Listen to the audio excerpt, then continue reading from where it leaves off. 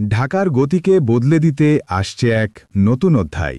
Dhaka Ashulia elevated expressway ২০২৫ সালকে সামনে রেখে প্রকল্প জুড়ে চলছে দ্রুতগতির কাজ। আর আজকের এই ভিডিওতে আমরা আপনাকে দেখাবো ড্রোন ভিউতে যেই জায়গাগুলো আপনি আগে কখনো দেখেননি, আর সাথে থাকছে জানা অজানা নানা রকম অথেন্টিক তথ্য। আপনি কি জানতে চান আশুলিয়া এক্সপ্রেসওয়ে এখন ঠিক কোথায় পর্যন্ত সম্পন্ন হয়েছে, কোন সেকশনে চলছে সবচেয়ে দ্রুত অগ্রগতি, আর কোন এলাকায় এখনও বড় ধরনের কাজ বাকি, কেন বাকি? তাহলে এই ভিডিওটি আপনার জন্যই। আজ আমরা আপনাকে নিয়ে যাব সাভার, জিরাবো, বাইপাইল, ডিইপিজেড, নবীননগর, আশুলিয়া ও বিমানবন্দর পর্যন্ত পুরো রুটের রিয়েল টাইম আপডেট দেখাতে। ড্রোনের চোখে যে বিশাল পিলার, গার্ডার, র্যাম্প আর ইন্টারচেঞ্জ তৈরি হচ্ছে তা দেখলে আপনি বুঝতে পারবেন বাংলাদেশের পরবর্তী ট্রান্সপোর্ট সিস্টেম কেমন হতে যাচ্ছে। এই এক্সপ্রেসওয়ে শুধু একটি রাস্তা নয়, এটি ঢাকা শহরের ট্রাফিক কমানো, শিল্পাঞ্চলের যোগাযোগ বাড়ানো এবং দেশের অর্থনীতিতে নতুন গতি আনার একটি মেগা ভিশন। ২০২৫-এ প্রকল্পের কোন অংশ ব্যবহারযোগ্য হবে? সাভার থেকে বিমানবন্দর যেতে কত সময় লাগবে? নতুন ইন্টারচেঞ্জগুলো কেমন হবে? এসব কিছু আজকের ভিডিওতেই থাকছে স্পষ্ট, নির্ভুল আর ভিজুয়াল প্রমাণসহ। তাই ভিডিওটি স্কিপ করবেন না, কারণ আপনার জানা প্রয়োজন আপনার এলাকার উপর দিয়ে গড়ে উঠছে দেশের ভবিষ্যতের সবচেয়ে গুরুত্বপূর্ণ expressway.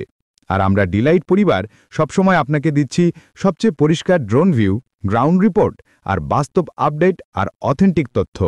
Dhaka Ashulia elevated expressway একটি গুরুত্বপূর্ণ অবকাঠামোগত প্রকল্প যা ঢাকা শহরের উত্তরাঞ্চল এবং আশুলিয়া বাইপাইল এলাকা থেকে যানজট কমাতে পরিকল্পনা করা হয়েছে। এটি মোট প্রায় ২৪ কিলোমিটার দীর্ঘ হবে। বিমানবন্দর সংলগ্ন এলাকা থেকে শুরু করে বাইপাইল ও ঢাকা এক্সপোর্ট প্রসেসিং জোন পর্যন্ত প্রবাহ স্থাপন করবে। আজকের ভিডিওতে বিস্তারিত জানানোর চেষ্টা করব। অসাধারণ তথ্যভিত্তিক একটি ভিডিও হতে চলেছে, শেষ পর্যন্ত আমাদের সাথে থাকবেন। ভিডিওর ফুটেজই মুখ্য না, অথেন্টিক তথ্য জানানো আমাদের মূল উদ্দেশ্য। প্রকল্পটির নির্মাণ কাজ ১২ নভেম্বর ২০২২-এ তৎকালীন প্রধানমন্ত্রী শেখ হাসিনার হাতে উদ্বোধন করা হয়। এটি ঢাকা আশুলিয়া করিডোরের যানজট নিয়ন্ত্রণে ভূমিকা রাখবে এবং পণ্য পরিবহন সহজ করবে। নির্মাণ কাজ পরিচালনা করছে বাংলাদেশ সেতু কর্তৃপক্ষ বিবিএ এবং ঠিকাদারির দায়িত্ব রয়েছে চীনের China national machinery import and export corporation CMC. প্রকল্পের রাস্তাটি সাধারণভাবে ৪ লেনের ডিজাইন করা হয়েছে এবং সেখানে বেশ কিছু র্যাম্প এবং ওঠানামার পথ থাকবে, যাতে এক্সপ্রেসওয়ে এবং স্থানীয় রাস্তাগুলোর মধ্যে সহজ সংযোগ তৈরি করা যায়। এলিভেটেড পথটি মূলত বিদ্যমান সড়কের উপর নির্মাণ করা হবে, যাতে জমি অধিগ্রহণ এবং পরিবেশগত প্রভাব কম করা যায়। এই এক্সপ্রেসওয়ে ঢাকা এলিভেটেড এক্সপ্রেসওয়ের সঙ্গে যুক্ত হবে, যেটি বিমানবন্দর সংলগ্ন এলাকায় অবস্থিত, ফলে শহর ও আঞ্চলিক অঞ্চলগুলোর মধ্যে যোগাযোগ আরও জোরদার হবে। তবে প্রকল্পে কিছু চ্যালেঞ্জও আছে, যেমন ইউটিলিটি লাইনের রিলোকেশন সমস্যা, বিশেষ করে আশুলিয়া ও সাভার এলাকায় বিদ্যুতের লাইন সরানো ঝামেলায় পড়েছে। বিমানবন্দর সংলগ্ন এলাকায় জমি হস্তান্তর এবং সাইট পাওয়ার সমস্যা দেখা দিয়েছে, যেটি নির্মাণকে বাধাগ্রস্ত করছে।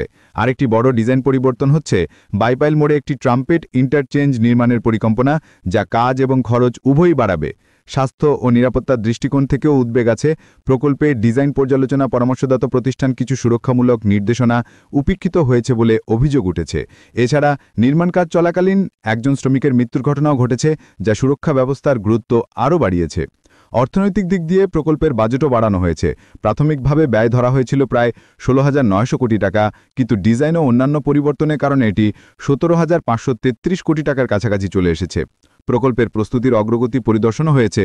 ১৭ মে ২০২৫ তারিখে সেতু বিভাগের সচিব এবং বিবিএর কর্মকর্তারা স্থান পরিদর্শন করেন এবং গুণমান রক্ষা করার নির্দেশ দিয়েছেন। সব মিললে ঢাকা আশুলিয়া এলিভেটেড এক্সপ্রেসওয়ে হল একটি দৃষ্টান্তমূলক প্রকল্প, যা ঢাকার যোগাযোগ ব্যবস্থা উন্নত করতে এবং যানজট সমস্যাকে উল্লেখযোগ্যভাবে কমাতে সক্ষম হবে। তবে এর সফল বাস্তবায়ন নিশ্চিত করতে ডিজাইন পরিবর্তন, নিরাপত্তা ও সময়সীমার চ্যালেঞ্জগুলো সমাধান করা খুব জরুরি।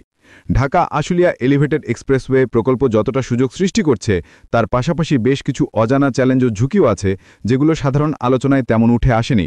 নিচে সেই বিষয়গুলো আমরা একে একে বিশ্লেষণ করব। প্রথমত, ইউটিলিটি লাইন সরানোর সমস্যা প্রকল্পে সবচেয়ে বড় বাধা হিসেবে দেখা দিয়েছে।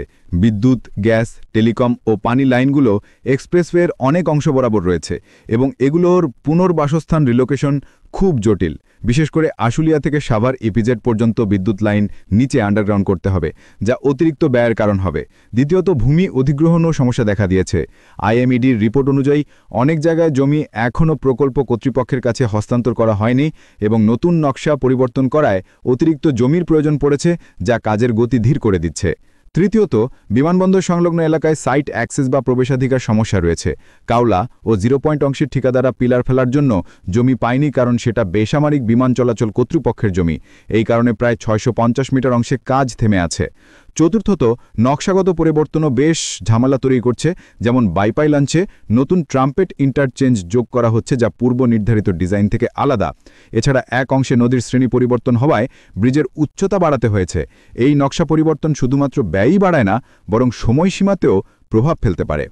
পঞ্চমত, স্বাস্থ্য ও নিরাপত্তা পরিকল্পনায় উদ্বেগ আছে।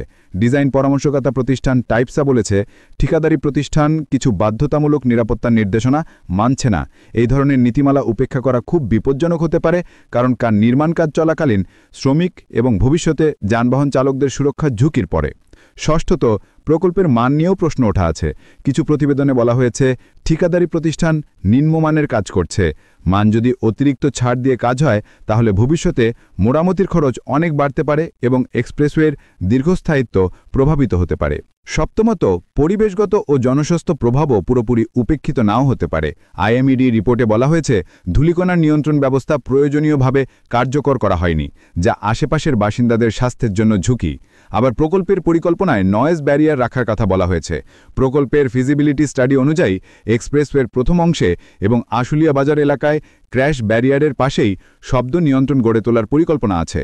অষ্টমত, সামাজিক প্রভাবও আসতে পারে। এই এক্সপ্রেসওয়ে চলে গেলে আশুলিয়া, সাভার বা বাইপাইল এলাকায় যাতায়াত এবং ব্যবসার ধরন পরিবর্তন হতে পারে। যদিও এটি বহুলোককে সুবিধা দিবে, তবে স্থানীয় বাসিন্দাদের জন্য বসবাস এবং পরিবহন ব্যয়ের ধরন পরিবর্তন হতে পারে, যা সামাজিক ও অর্থনৈতিক চ্যালেঞ্জ তৈরি করবে। সর্বশেষ, প্রকল্প ব্যবস্থাপনায় উন্নতি প্রয়োজন। আইএমইডি সুপারিশ করেছে, দিক নির্দেশনা সমন্বয় বাড়াতে অতিরিক্ত শ্রমিক ও যন্ত্রপাতি ব্যবহার করতে হবে এবং দেরি হয়ে যাওয়া অংশগুলোতে কাজ ত্বরান্বিত করতে হবে। সার্বিকভাবে ঢাকা আশুলিয়া এলিভেটেড এক্সপ্রেসওয়ে শুধু একটি রাস্তা নয়, এটি একটি কমপ্লেক্স মেগা প্রকল্প, যার সফল বাস্তবায়নের জন্য শুধু অর্থ ব্যয় করলেই হবে না। ডিজাইন, নিরাপত্তা, সামাজিক ও পরিবেশগত দায়িত্ব এবং প্রকল্প ব্যবস্থাপনায় সাবধানতা খুব জরুরি। আপনাদের স্বাগতম ডিলাইট চ্যানেলে। আজকে আমরা দেখব ঢাকা আশুলিয়া এলিভেটেড এক্সপ্রেসওয়ের সাম্প্রতিক আপডেট 2025 ড্রোন ভিউ সহ। ভিডিওটি যদি আপনার কাজে লাগে বা নতুন কিছু শিখতে পারেন, তাহলে নিচে লাইক বোতামটি চাপুন।